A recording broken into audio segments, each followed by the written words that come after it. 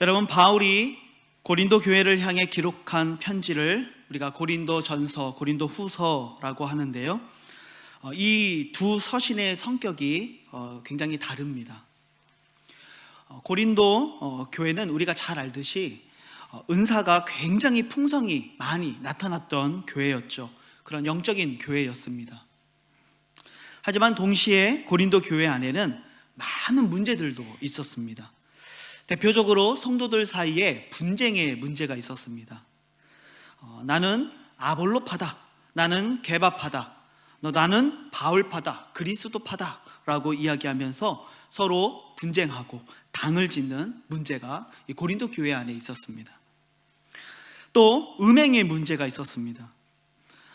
그 당시 이 고린도 교회 안에 있었던 음행의 문제가 얼마나 심각했냐면, 바울이 지적하기를 그런 음행은 이방인 중에서도 없는 것이다 라고 말할 정도로 이 고린도 교회의 음행의 문제는 굉장히 심각했습니다.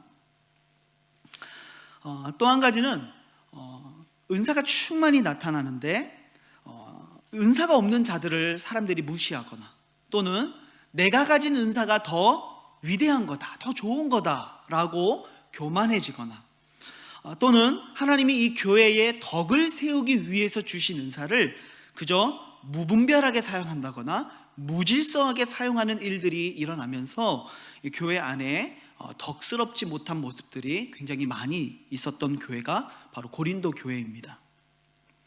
이런 여러 가지 문제들로 인해서 고린도 교회는요, 분열과 미움, 반목하는 이런 아픔들을 겪어야 했던 교회였습니다. 그래서 바울은 이 고린도 전서를 기록하면서 이 교회 안에 존재하는 수많은 문제들을 책망하고 지적하고, 그리고 그것을 해결하기 위한 내용들이 줄을 이루고 있는 서신이 고린도 전서입니다. 그러니까 바울이 이 고린도 전서를 고린도 교회에 보내놓고서도 사실은 마음이 편치가 않았어요. 왜 그랬냐면, 너무 이 책망의 말씀들, 또 지적하는 말씀들 너무 많다 보니까 혹여라도 이 고린도 교회 성도들이 이 편지를 받고서 마음이 상하지는 않을까, 또 삐지지는 않을까, 또 튕겨져 나가버리지는 않을까, 이런 이제 염려들이 있었던 거죠. 우리가 잘 알듯이 우리가 자녀 잘 되라고 때로는 혼내고, 또 때로는 회초리 들 때도 있는데, 그렇다고 해서 우리 부모님 마음이 막 시원한 게 아니잖아요. 더 마음이 아프고 상처받지 않았을까, 상처가 덧나지는 않을까, 이런 염려가 있는 것처럼 바울의 마음속에도 그런 마음이 있었던 거예요. 근데 참 감사하게도 디도라고 하는 사람을 통해서 바울이 이 고린도 교회의 소식을 전해 듣게 되는데, 참 감사한 소식이 들려오는 거예요. 고린도 교회가 그 편지를 받고 난 다음에 믿음으로 결단하기 시작했다고, 그리고 그 모든 문제들을 다시 하나님의 방법대로 성경적으로 풀어가기를 힘쓰고 있다고, 그런 소식들을 전해온 거죠. 그래서 이 바울이 그 감사한 마음을 가지고 오늘 이 고린도 후서의 말씀을 전하고 있는 거예요. 그런 의미에서 이 서신의 가장 첫 부분, 이것이 참 의미가 있다고 생각해요. 그동안 고린도 교회는 어떤 상황 가운데 있었어요? 분열과 미움, 이런 아픔 속에서 교회가 참 많이 어려웠거든요. 그런데 이 고린도 전서의 편지를 받고서 이제 다시 회개하고 믿음의 열심을 일으키려고 하는 어떤 그 성도들의 어떤 믿음의 싸움, 그 땀 흘리고 피 흘리고 있는 그런 모습들, 때로는 돌이키지 않는 영혼들은 출교까지 해야만 했던 그런 아픔, 마치 뼈를 깎고 살을 잘라내는 것과 같은 그런 아픔을 경험했던 그 고린도 교회에 이 고린도 후서 가장 처음에 전하고 있는 내용이 뭐냐? 바로 보니까 위로의 말씀이라는 거예요. 바로 바울은 그동안 피 흘리며 싸우고 있는 이 믿음의 성도들, 정말로 때로는 아프고 눈물을 흘리고 있는 이 믿음의 성도들에게 바로 이 위로의 말씀을 전하고 싶었던 거죠. 저는 오늘을 살아가는 우리들에게도 이러한 아픔들이 존재한다고 생각해요. 물론 1세기에 겪었던 고린도 교회 성도들의 아픔과 문제가 오늘 우리들의 아픔하고 우리들의 문제하고 직접적으로 비교할 수는 없겠지만, 오늘도 우리는 어떤 문제를 해결하기 위해 분열이나 미움, 여러 가지 삶의 문제들을 해결하기 위해서 눈물을 흘리는 성도들이 있고요, 믿음으로 살기 위해서, 한 사람의 그리스도인으로 살기 위해서 살아가고 있는 삶의 자리에서 발버둥 치고 있는 성도들이 이 자리에 있고요, 피 흘리고 땀 흘리고 눈물을 흘리며 그 믿음 지키고 있는 그리스도인들이 이 자리에 있다는 것이죠. 교회를 세우기 위해, 교회를 섬기기 위해 오늘도 헌신하고 있는 직분자들이 있고요, 예수님이 걸어가신 그 좁은 길을 따라가고 있는 성도들, 나를 부인하고 나의 십자가를 지고 있는 성도님들이 이 자리에 있다는 것입니다.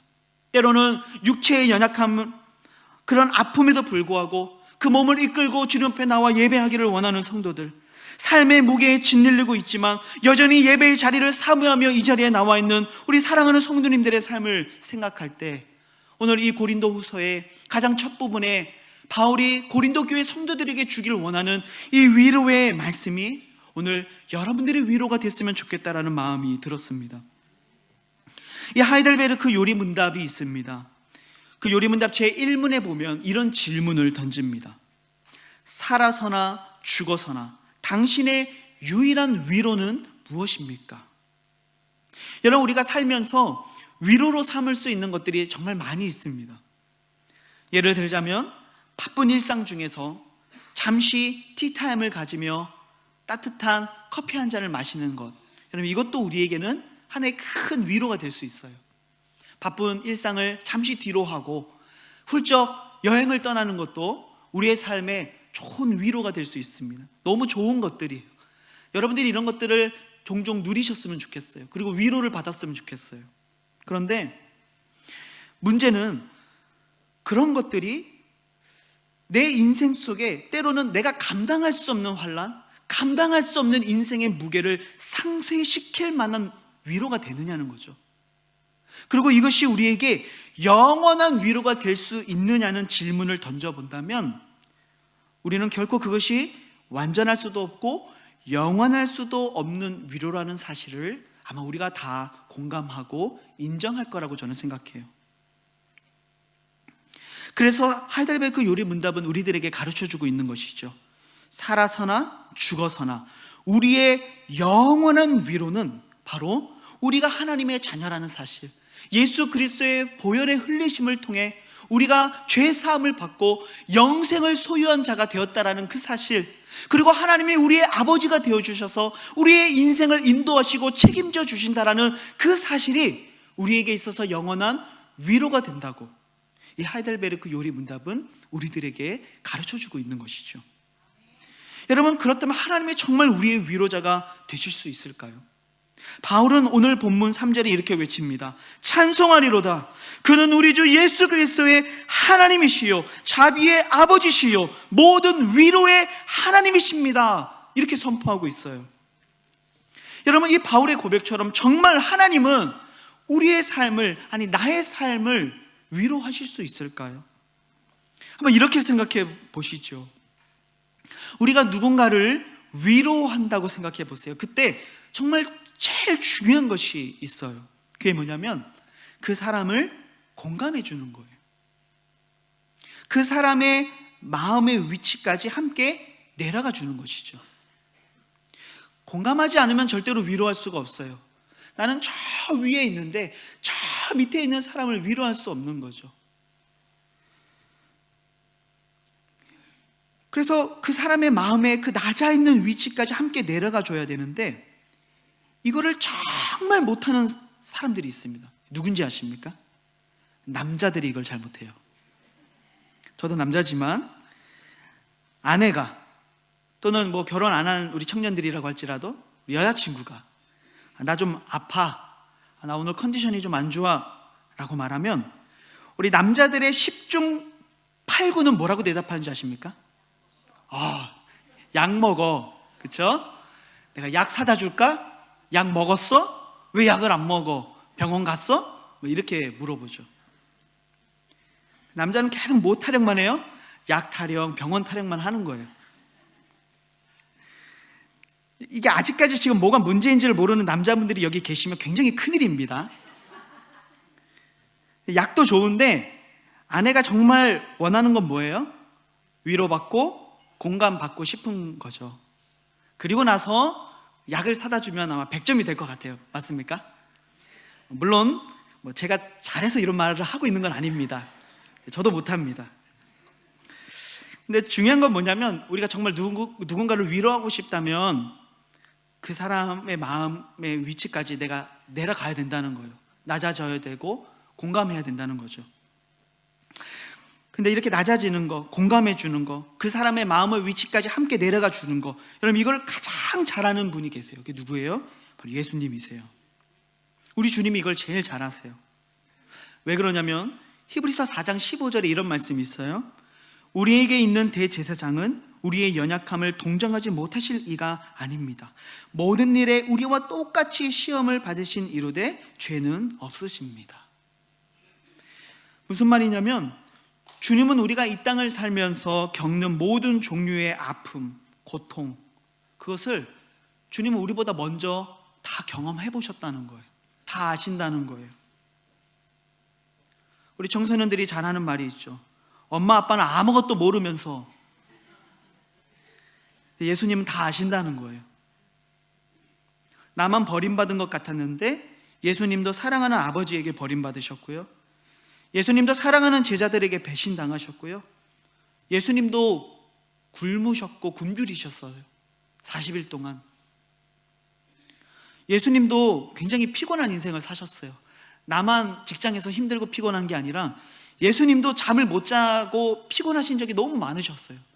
근데 예수님은 그 피곤한 몸을 이끌고 새벽 미명에는 항상 한적한 곳에 나가 또 기도하셨어요. 예수님도 시험을 당하셨고요, 예수님도 유혹을 받으셨고요, 예수님도 육체적인 고통, 정신적인 고통, 영적인 고통을 다 당하셨어요. 나만 힘들고 나만 아팠던 게 아니라 예수님은 나보다 먼저, 나보다 더 많이, 나보다 더 깊게 주님은 고통당하셨고 아프셨죠.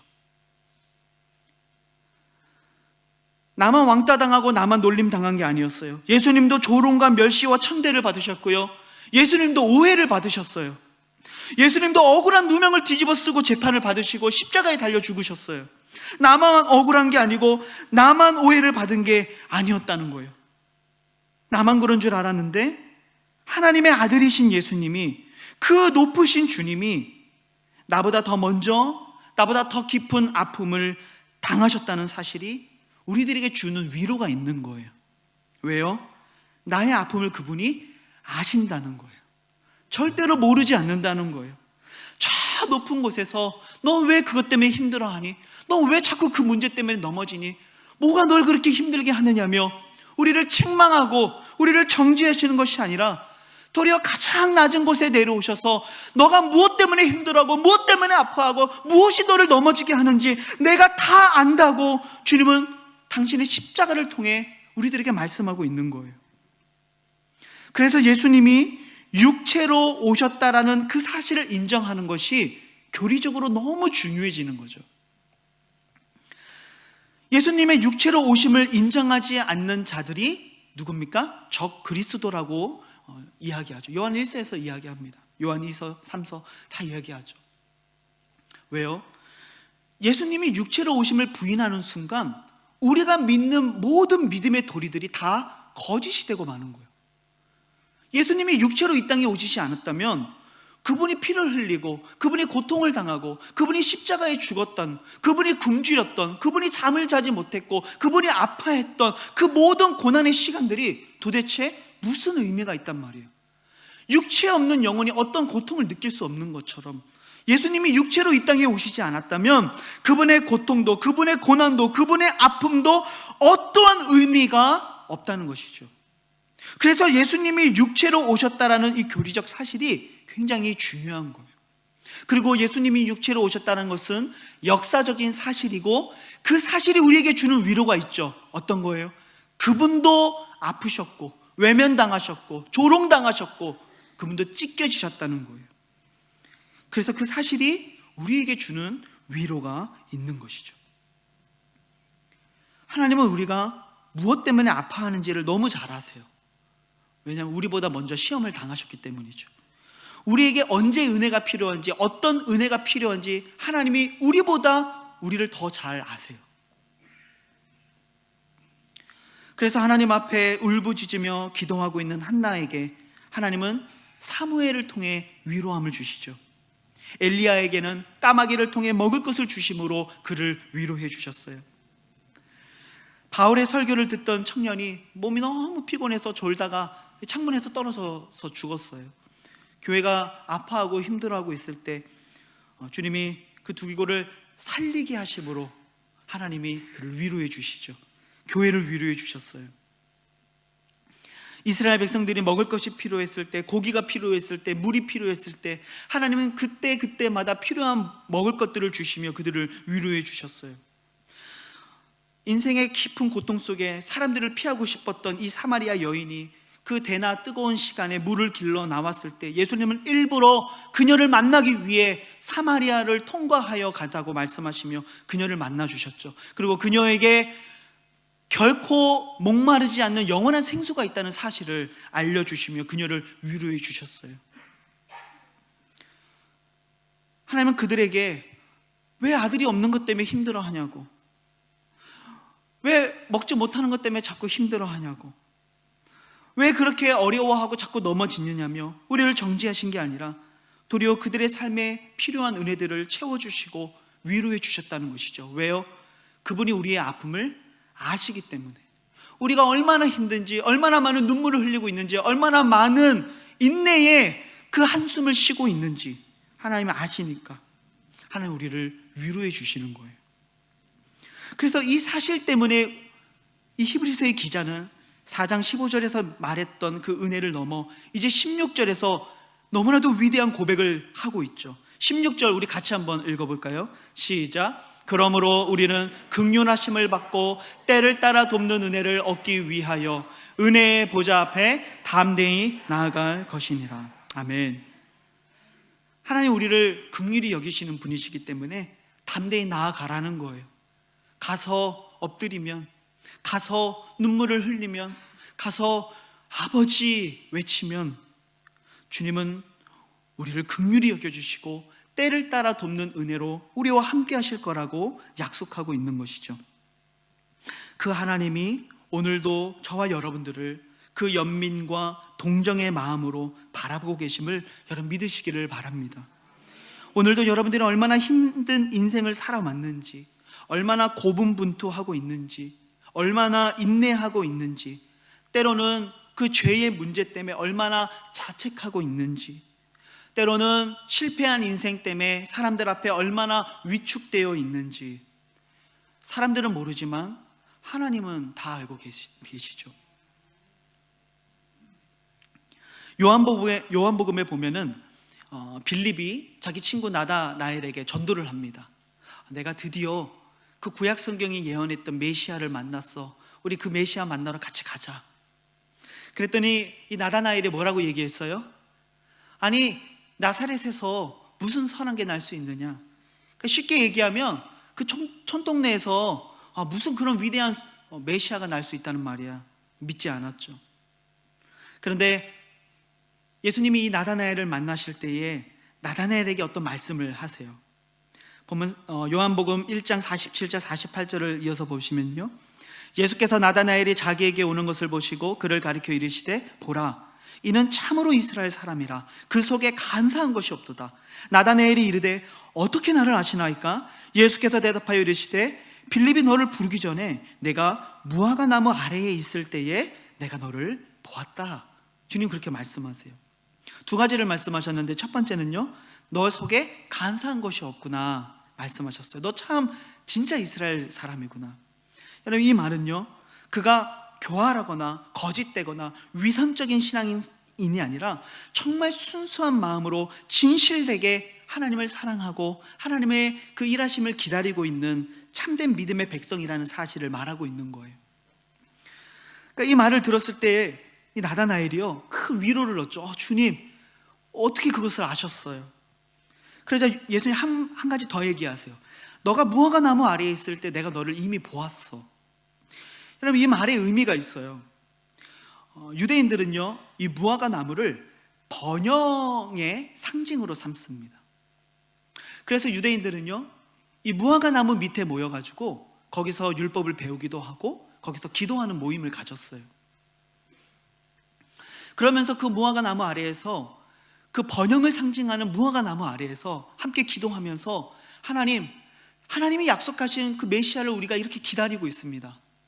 그 메시아를 우리들에게 속히 보내주시고 그가 오셔서 다시 하나님의 나라를 번영케 해주십시오.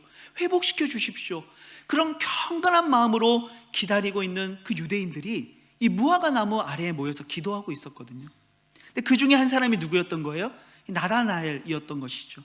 그러니까 주님이 내가 너 무화과 나무 아래에 있을 때 내가 너 이미 보았어 라고 하신 그 말씀 속에는 어떤 의미가 담겨 있는 거예요?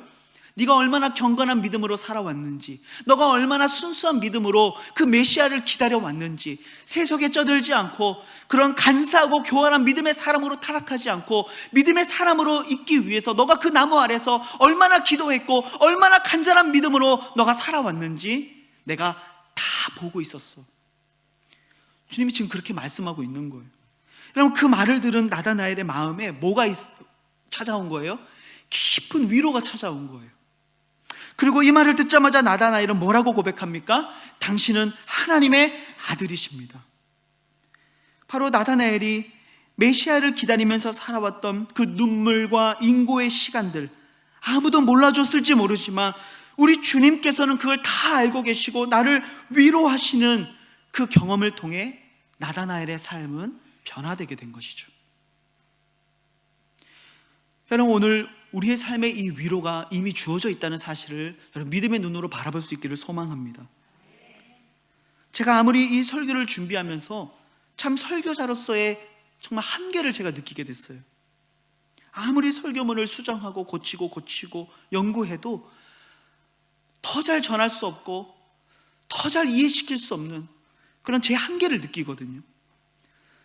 그래서 결국은 기도하게 되는 거예요. 내가 아무리 논리적으로 또는 아무리 감정적으로 이 위로에 대해 설교해도 하나님 너무 충분치가 않은데, 오직 이 위로를 느낄 수 있도록, 이 위로를 경험할 수 있도록, 이 위로가 단지 말뿐인 것이 아니라 정말 실제적으로 내 삶에 일어나고 내 마음을 일으키는 위로가 될 수 있도록 하나님, 우리 사랑하는 성도들의 마음속에 역사해 주십시오. 오직 그 은혜만이 이 자리에 필요하다는 것을 제가 이 설교를 준비하면서 정말 느끼게 됐어요. 오늘 이 주님의 위로가 정말 힘든 인생 가운데 있는 눈물과 고통과 그 치열한 싸움 가운데 있는 여러분들의 삶 속에 부어지기를 주님의 이름으로 축복합니다. 여러분, 이 위로를 경험한 사람은 인생이 변화되게 되거든요. 그래서 이제 오늘 본문 뒷부분을 보게 되어지면 주님은 무엇을 말씀하시냐면, 환난 중에 이 넘치는 위로를 경험한 사람은요, 이제 더 나아가 또 다른 환난 중에 있는 자들을 위로할 수 있는 사람으로 자라가게 된다는 거예요. 상처 입은 자가 치유되고 그 치유된 사람이 또 다른 상처 입은 영혼을 치유할 수 있다는 것이죠. 그래서 고난은 더욱 넘치는 위로를 얻는 통로가 될 수 있다는 거예요. 본문 4절 6절을 이어서 보시면, 우리의 모든 환난 중에서 우리를 위로하사 우리로 하여금 하나님께 받는 위로로서 모든 환난 중에 있는 자들을 능히 위로하게 하시는 이시다. 우리가 환난 당하는 것도 너희가 위로와 구원을 받게 하려는 것이고, 우리가 위로를 받는 것도 너희가 위로를 받게 하려는 것이니, 이 위로가 너희 속에 역사하여 우리가 받는 것 같은 고난을 너희도 견디게 하느니라. 그러니까 큰 의미에서 생각해 보면 오늘 우리가 당하고 있는 모든 환난, 모든 아픔, 모든 실패의 순간들이 우리의 눈으로 보면 그냥 좌절된 것 같고 실패한 것처럼 보이지만, 아니, 하나님은 도리어 그것을 통해 궁극적으로 또 다른 실패한 영혼, 또 다른 환난 가운데 있는 영혼들을 위로할 수 있도록 우리를 연단해 가시는 과정이라고 말씀하고 있는 거죠. 그 아픔 속에서 경험한 하나님의 위로를 누군가에게 전하면서 그들을 위로할 수 있는 사람으로 우리를 자라가게 하시겠다고 말씀하고 있는 거예요. 그래서 오늘 현재 나의 아픔이 누군가의 마음을 열 수 있는 통로가 되고 그들을 더욱 이해하고 공감할 수 있는 경험이 될 수 있다는 것이죠. 헨리 나우에는 그에 져서 상처 입은 치유자에서 이런 이야기를 합니다. 이 시대의 사역자는 상처 입은 치유자입니다. 우리 자신이 입은 상처로 인하여 우리는 다른 사람들에게 생명을 주는 원천이 될 수 있습니다. 우리의 아픔이 누군가에게 큰 위로가 될 수 있다는 것이죠. 저도 부모님이 일찍 돌아간 아픔을 겪고 자라면서 제가 한국에서 특별히 이제 고등부 사역을 할 때에 제가 살고 있는 그 이제 김포공항 앞에 그 공항동 지역은요, 사실 부유한 동네는 아니었어요. 그래서 거기에는 많은 가정들이 편모 가정들이 정말 많았어요. 고등부 학생들 가운데는요, 이제 그렇게 부모님이 이혼한 가정들 정말 많았죠. 아이들이 마음에 상처가 있는 거예요. 근데 그 아이들에게 제가 상담하고 이야기하고 맛있는 거 사주면서 그런 얘기를 해요. 나도 어릴 때 부모님이 돌아가셨다고. 그런 이야기를 함께 나누다 보면요, 아이들이 놀래요. 우리 전도사님, 그 당시 전도사님이었으니까, 전도사님 참 곱게 자란 줄 알았는데 아무런 아픔도 없는 줄 알았는데 늘 웃고 있어서 저는 전도사님 그런 아픔이 있는지 저는 몰랐다고. 그냥 나도 그랬다라는 그 말 한마디가 그냥 그들에게는 큰 위로가 됐던 것 같아요. 여러분들이 지금 어떤 아픔과 고통 가운데 있는지 제가 다 알 수 없지만 그 가운데 하나님의 위로를 경험하고 여러분들의 그 아픔이 치유되고 나면 여러분들은 또 다른 아파하는 영혼들, 나와 똑같이 힘들어하고 있는 그들에게 다가가 위로할 수 있는 너무나도 귀한 자산을 가지고 있게 되는 것이죠. 사람은 말하지 않으면 그 사람은 어떤 인생을 살아왔는지 아무도 알 수가 없어요. 재밌는 이야기인데요, 우리 청년부 지체 중에 한 명이 저한테 그런 얘기를 하더라고요. 목사님 처음 봤을 때 목사님 한국말 못하는 호주 이민 2세대 목회자인 줄 알았대요. 근데 갑자기 한국말을 너무 잘해가지고 놀랐다는 거예요. 제 개인적으로 그 칭찬으로 받아들였는데, 하물며 그 사람이 어떤 고통의 순간을 지내왔는지, 어떤 역경 속에서 어떤 위로를 경험했는지 말하지 않으면 아무도 모르거든요. 그런데 과거의 나의 그 실패와 좌절, 그 아픔 속에서도 오늘 믿음을 지키며 살아가고 있는 여러분들의 그 믿음, 비록 여러분들의 삶이 여전히 아픔 속에 있을지라도 오늘 신실한 믿음으로 살아가고 있는 여러분들의 그 믿음이 또 다른 누군가에게는 엄청난 위로와 도전이 될 수 있다는 사실이죠. 그러니까 오늘의 실패와 고난, 이 역경을 우리가 단지 부정적으로만 바라보지 않았으면 좋겠어요. 도리어 이 고난이 찾아올 때 오늘 말씀처럼 그 고난보다 넘치는 위로를 주시는 하나님의 은혜를 경험하는 시간들이 되시기를 우리 주님의 이름으로 축복합니다. 우리 안에 참 많은 어려움이 있는 것을 제가 알고 있습니다. 우리 청년들 가운데에는 입시에 실패한 영혼들, 또는 취업에 실패한 영혼들도 있어요. 우리 친구들은 다 직장 다니고 잘 되고 있는데 여전히 안 되고 있는 자기의 모습을 보면서 위축되는 거죠. 때로는 사업의 실패 때문에 깊은 아픔과 눈물 가운데 있는 영혼들이 있어요. 그래서 우리 교우들의 얼굴을 볼 수 없어서 예배 자리에 나오지 못하는 사람도 있죠. 건강을 잃어버려서 관계가 깨어져 있는 경험 때문에, 또는 내가 살아가면서 해결하지 못한 여러 가지 죄의 문제 때문에, 그 죄책감 때문에 고개를 들지 못한 채 살아가고 있는 영혼들도 있어요. 내가 오늘 겪고 있는 이 고난과 아픔들이 누군가에게 험담이 될까봐, 흠이 될까봐 정말 혼자 긍긍전전하며 끙끙 앓고 있는 영혼들도 있겠죠. 하지만 오늘 나의 고난을 지나 또 넘어 누군가를 위로할 수 있는 사람이 될 수 있다는 사실을 여러분 기억하면서 오늘 그 고난 위에 넘치는 위로를 주시는 하나님의 은혜를 여러분 붙잡을 수 있기를 주님의 이름으로 축복합니다. 여러분 넘어지지 마십시오. 나 혼자 싸우고 있다고 생각하지 마십시오. 모든 인생 가운데 우리 주님이 여러분들을 보고 계세요. 마치 나다나엘에게 너가 무화과 나무 아래에 있을 때 내가 너를 보았다고 말씀하신 것처럼 오늘도 네가 어떤 믿음의 싸움을 싸우고 있는지, 너가 얼마나 참고 있는지, 너가 얼마나 고분분투하고 있는지, 너가 얼마나 울고 있는지, 너가 겉으로는 웃고 있지만 그 마음 가운데 어떤 아픔이 있는지 내가 다 보고 있다고 오늘 주님은 우리들에게 말씀하고 있는 것이죠.